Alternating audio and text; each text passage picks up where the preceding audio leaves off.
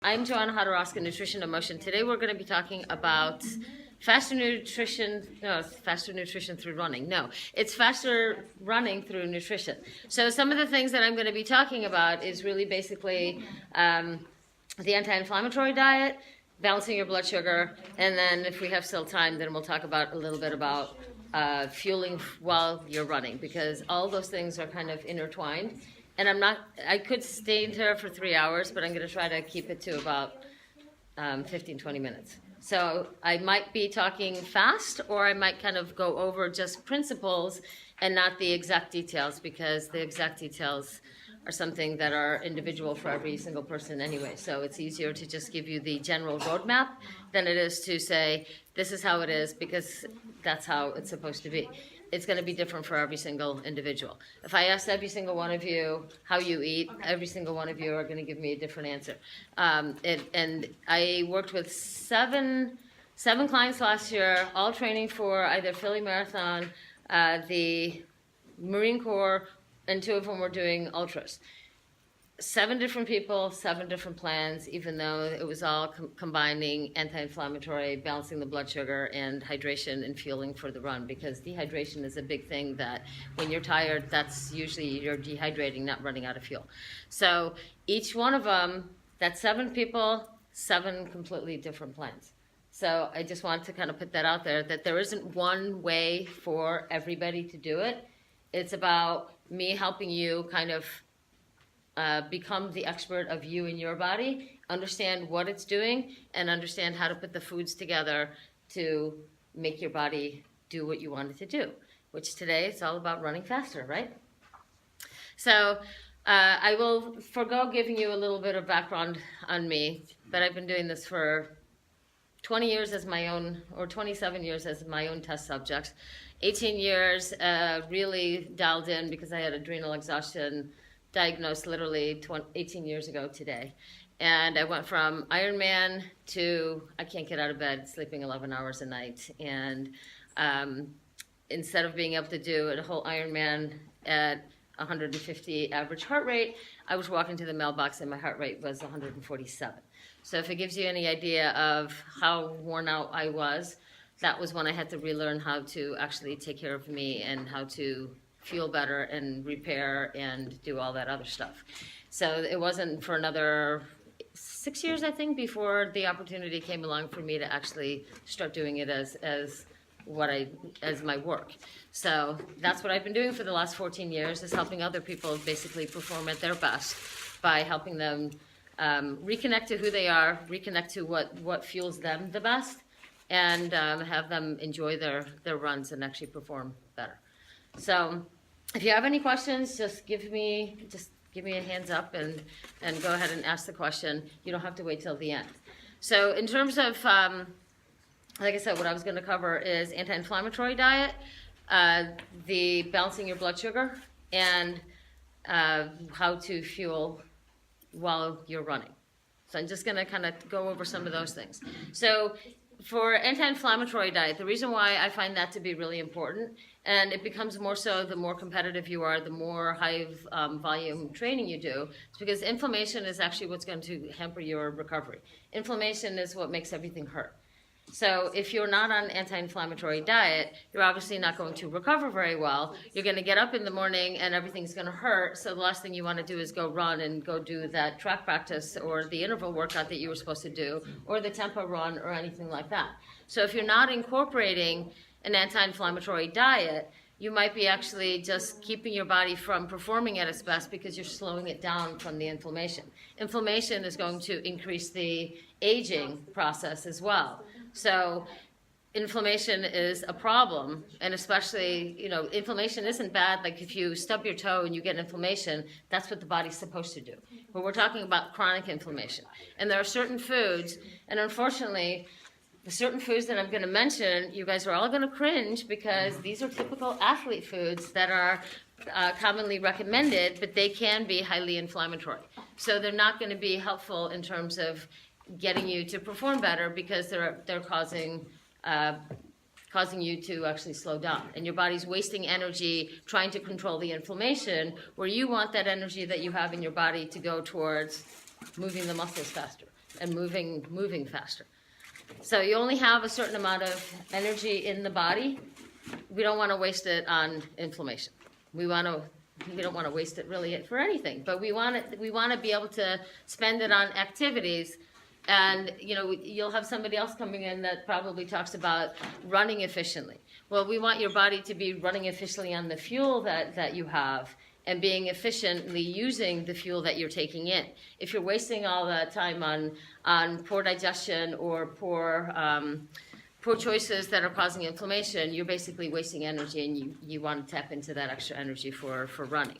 So the typical inflammatory foods, and I'm just going to give you the top 5. I know you guys are going to give me a big sigh. Wheat, so that's going to include pizza, bread, beer, cookies, I know, pita, it's like that happens to be one of the higher inflammatory foods. Does it affect everybody? No, not necessarily. I do some nutrition response testing, and I have some clients that I put on anti-inflammatory diet, and wheat does nothing to them. I have others that wheat, it's like they feel it immediately. So wheat is one of the top ones. Sugar. It doesn't matter if it's organic sugar. It doesn't matter if it's white sugar. It doesn't matter if it's corn syrup. But sugar is considered inflammatory. If you went for a week without sugar, you would probably notice a humongous difference. Obviously, when you first take it out, you'll be miserable because you want something to replace the sugar. Does that include natural sugars? Fruits and... No, that does not include natural sugars like fruits. For some people, that might be an issue, but most of the time, it's really sugar. So it's going to be the white sugar, the brown sugar, the corn syrup sugar. It's mostly the processed sugar. If we all had sugar canes, that would probably be okay because that's actually coming from the natural source. But all the other ones are processed. So sugar is definitely inflammatory, and that's probably more inflammatory than wheat. So if you had to choose one, I would try to get rid of the sugar and replace it with honey or maple syrup, dates and things like that. Honey, yeah. And there's actually a local source for honey. It's truly natural, truly pure natural or something like that, but they are actually located in Percy. And they make the best raw honey on the planet. Seriously. And they have flavored ones too, so it's really yummy.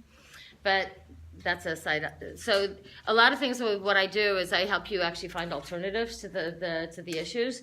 But to go on with the, so wheat, sugar, hydrogenated fats. And those hydrogenated fats are typically only in processed food. So fig Newtons, it sounds like a really great thing. It's healthy, right? It used to be like the big thing. But that's got the corn syrup, it's got the sugar, it's got the wheat, and it's got partially hydrogenated fat in it. So even though it seems like it would be kind of healthy, it's really not. So you might have to start looking at some of the food labels just to kind of look. But the hydrogenated fats are one of the most inflammatory foods as well. Then the last two that are usually on that list are artificial sweeteners and anything that's artificial colors.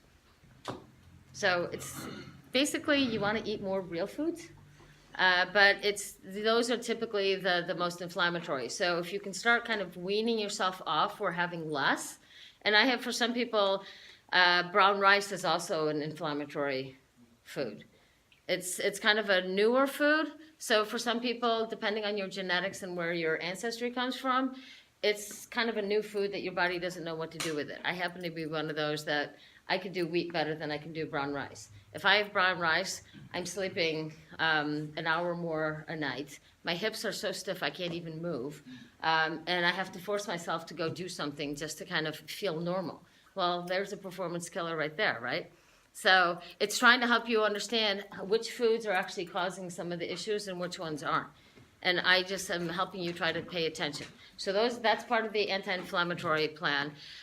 In terms of including more anti-inflammatory foods, typically it's going to be things like the green leafy vegetables, kale, collards, any of the cruciferous vegetables, broccoli, cauliflower, Brussels sprouts, cabbage.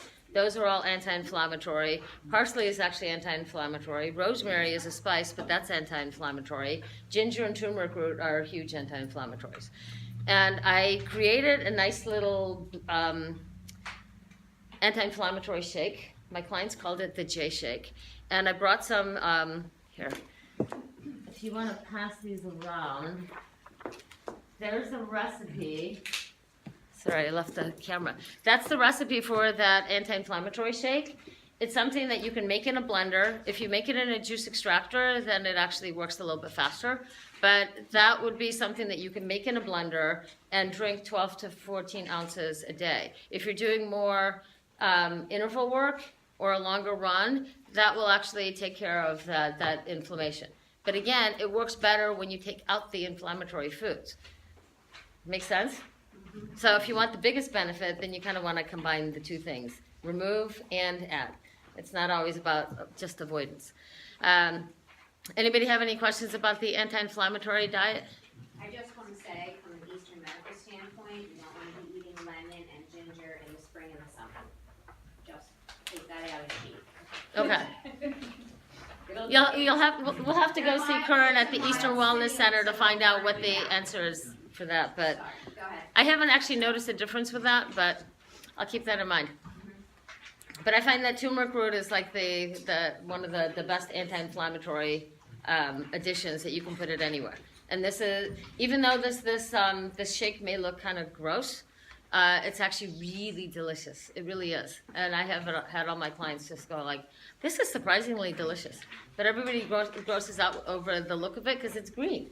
But you know, maybe we can make it Philly green and then it'll be fine, right? So anti-inflammatory diet, that was number one, right? Next one is balancing the blood sugar. So obviously, if you're balancing the blood sugar, you have a little bit more energy. Your body starts actually burning your fat stores for energy rather than using up the sugar. So if you're constantly eating a high carbohydrate diet, your blood sugar is going to be spiking and dropping throughout the whole day. If you can eat the meals regularly, that helps. If you can get some protein, fat, some vegetables, and fiber into those meals, and some carbohydrates, that will help to balance the blood sugar. If you're looking at in terms of the meal combinations, generally speaking, you want to get the meals to last about 3 hours, sometimes even 4. If you're starving the day after your longer runs or higher intensity sessions, that means you have to kind of tweak some of the things that you're doing with your meals and the meal combinations, because you're not getting the right nutrients in to get the what you need out of that meal. So if you're only having bagels for breakfast or English muffins, maybe with a little bit of butter, you're basically throwing a lot of carbohydrates into the system, and you're going to be starving 2 hours later. That's also going to get your body to be burning sugars first rather than burning the fat stores. So you want to be able to be burning fat, so to speak, and metabolizing fat at about the same rate as the sugar, so that the body can be doing that even when you're not training. It's not about just running in the fat burning zone. It's about training your body to be able to start burning its fat stores regularly. So.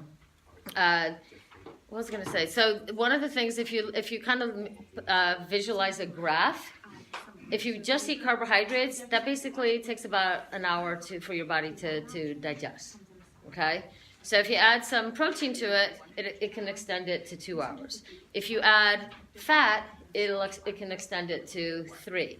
If you add the vegetables, it basically is in between that 2 to 3 hour window. So you want a little bit of all those things in your main meals. In your recovery meal, that's probably the best place to put all of it. But you want your main meals to have a little bit of protein, a little bit of carbohydrate, and I'm going to say a lot of vegetables, even though that's probably the hardest thing for most people is a lot of vegetables. But a lot of vegetables and some fat. And you might be surprised that you need more fat than you're taking in.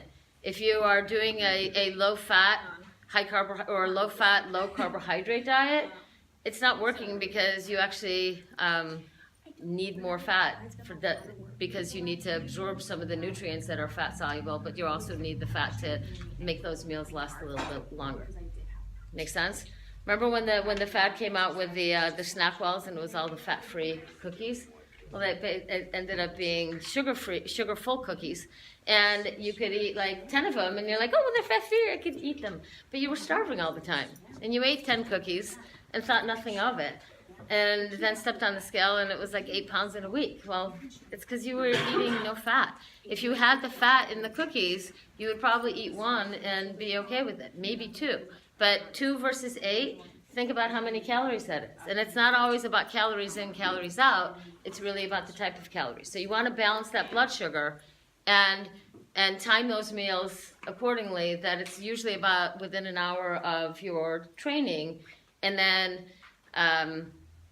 every 3 hours or so having a good balanced meal that has a little bit of the carbohydrates, a little bit of protein, a little bit of fat, and a lot of vegetables. Make sense? Any other questions on balancing blood sugar? Okay, because that's one of those things that it's actually easier said than done sometimes. Yes? Is it like if you have breakfast, like let's say I eat breakfast at 6, is it normal for me to be hungry again at like 10:30, 11 o'clock? Or should Yeah. I be eating more fat at 6 o'clock? Well, it depends on the person, because some people can only do fruit in the morning. Okay. And they can't eat for the first hour. I've got some where they can't even eat for 2 hours. They'll just get violently ill. So, you have to kind of work with that. But for the most part, if you're going to choose one thing, you can have that carbohydrate, but at least add the fat, because the fat's going to slow down the absorption of the sugar. So it might be as simple as, if you're having a oatmeal, throw in some flax seeds in there, some ground flax seeds, because that's going to give you the fat and some of the fiber to slow down the sugar. But you can also throw like a handful of walnuts or something like that. And it gives you, you might find that you end up eating a little bit, instead of eating a cup of oatmeal, you might be eating 3/4 of a cup, because you're getting all this other stuff and it's just filling you up, which is a good thing, because you want things to be satisfied. So we're satisfying. Yeah, you want to be satisfied from the foods that you eat. That's what it is. Does that make sense? Yeah. So if you're going to choose something, at least start with the fat. Then the next thing is to try to add a protein. So, it's same thing with if you're choosing eggs. Try to choose the whole egg, because there's a lot of fat and healthy fats in the yolk. That's actually brain food, where we keep being told that eggs are bad for you. It's going to ruin your cholesterol.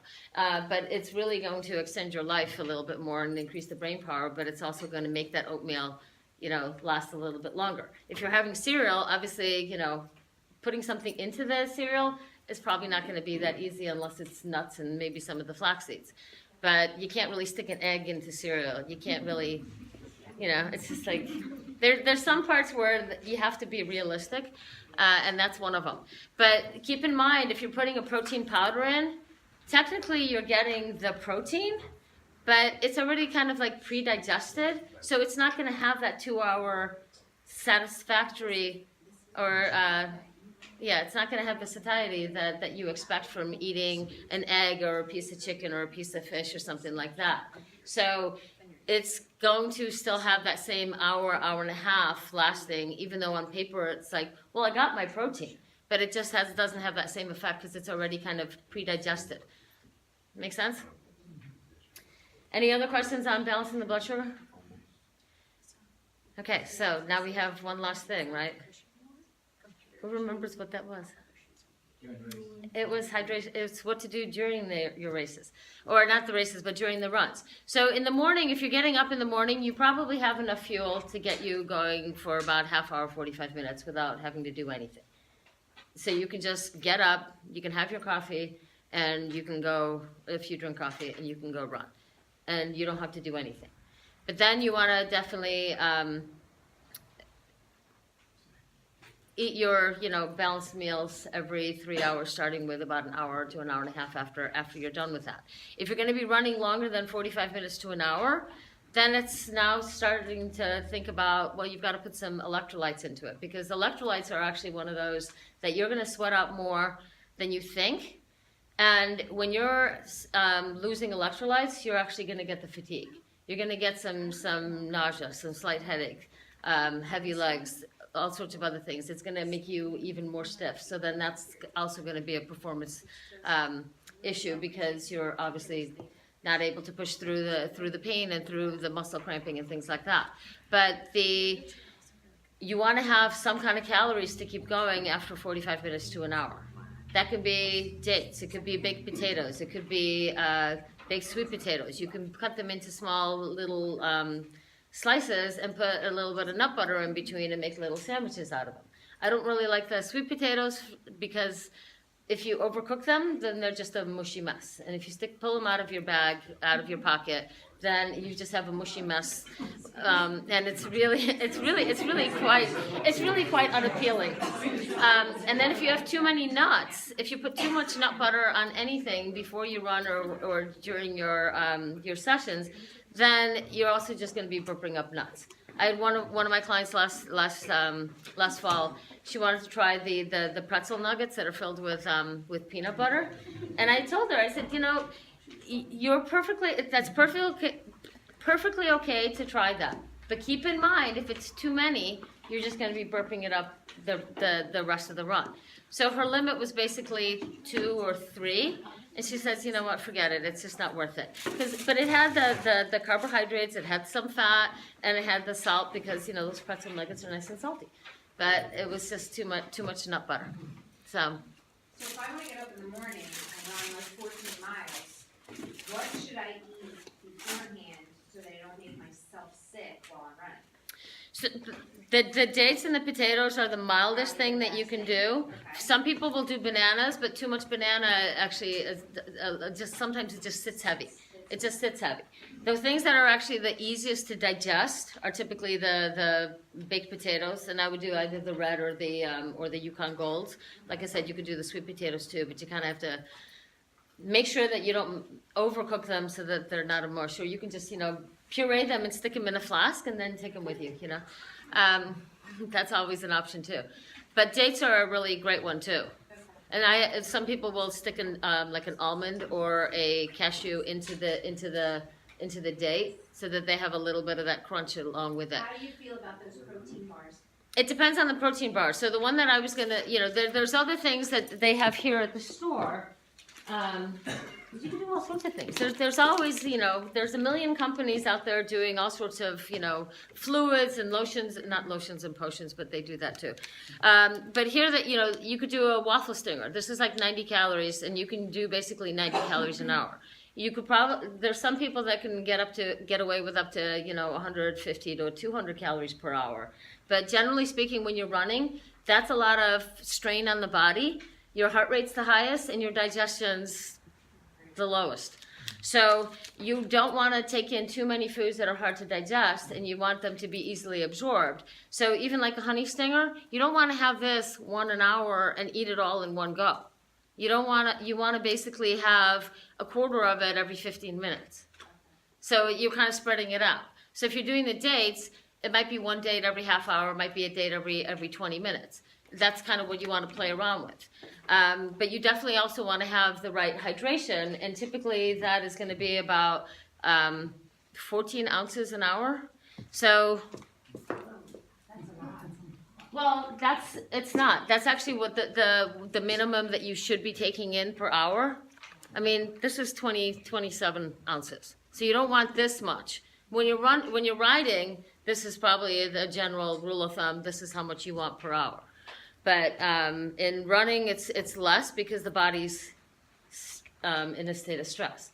But you need at least 14 ounces to actually kind of keep up with it all. But you also need to keep up with the electrolytes so that the water gets into where you want it to be, and the body's not robbing the muscles of the electrolytes. And that's the part of the problem. Yes? But that has to vary a lot depending on the temperature, right? Well, yes and no. I mean, it does. Obviously, you sweat more when it's higher temperature, but the concentration of electrolytes in your sweat doesn't necessarily change.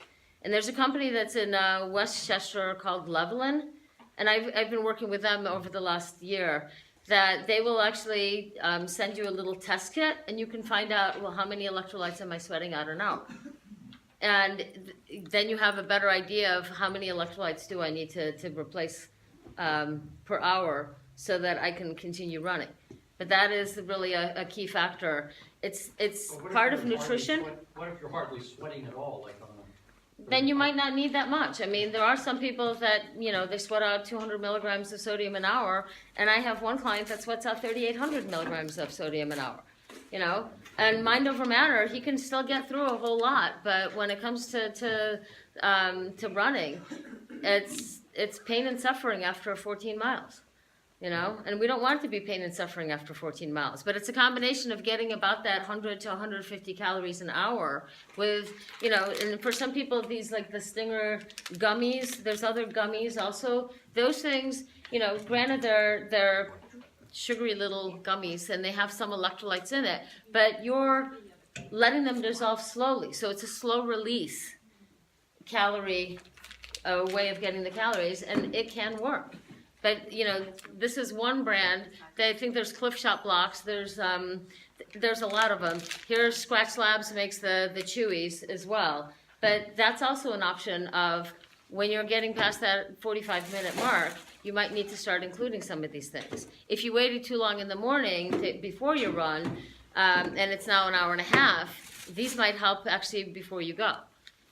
Sometimes you can do the gels as well, depending on how your stomach tolerates it. So that's part of the equation too, is the electrolyte replacement, the fluids, plus the timing of all the calories that you're taking in. Does that make sense?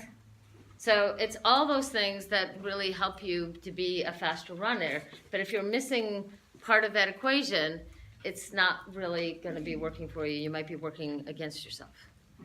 Make sense? We could do, I think we're doing a whole thing on hydration, a whole talk next, is it in April? April. Yeah, in April. So we're going to dive into more of the hydration and the fueling for running, because today I really just kind of scraped the surface. But it's really a combination of all those things that if you really want to run faster, you really want to take care of the anti-inflammatory part, the balancing the blood sugar and getting those recovery meals in correctly and timing of those meals, and also the fueling during the runs. So the longer the runs, it becomes more critical. The older athlete you are, the more hydration and the timing comes in. As you get older, basically the room for error starts to disappear. So you have to be very much more particular. Yeah. Anybody have questions? I have a question. The anti-inflammatory business, the foods you should stay away from so you can recover better. Mm-hmm. Okay. If you run a good workout and your legs hurt or something like that, but what if it's just your breath that you're worried about? Is that a different situation? What do you mean? What do you mean by your breath that you're worried about? If I find a good workout and woke up, my legs are sore, that's one thing. Right. I just couldn't go any faster because I was running out of breath. Is That could actually be a symptom of dehydration. dehydration? That can actually be a symptom of dehydration. It could be a symptom of low B12. It could be a symptom. It could be many things that are contributing to that. So it's really hard. There's no one answer to every symptom, and that's one of them where there's still 3 or 4 different things. To hurt my legs, but I'm running fast enough to hurt. Not hurting, but it's shutting me down. It's shutting you down, but that could be a symptom of another issue, that your body's basically giving you the signals to say, slow down, I can't keep up. So it could be dehydration, in which case for you it might be one of the symptoms is difficulty getting a deep breath and trying to run hard. If your legs are hurting at the same time, then that could be more of a clue. And that's a lot of what I do with my clients, is helping you kind of put those pieces together so you know what's actually happening and know how to fix it. And it might be, we might have to include more magnesium-rich foods into your diet to help with the muscles releasing. And there might be other things that we can do to actually aid in the breathing. But it could be a symptom that has many causes. And that's what I get to do. I get to figure that one out. Well, probably not though. But because as you work through these things, you basically will find that you're not aging anymore. You can kind of keep it all at bay. So, any questions? Well, if you have any more questions, you can find me at www.nutritioninmotion.net. I'm on Facebook. I have cards here as well. And I will also be here again in April. Oh, that's what we use. Okay? Thank you.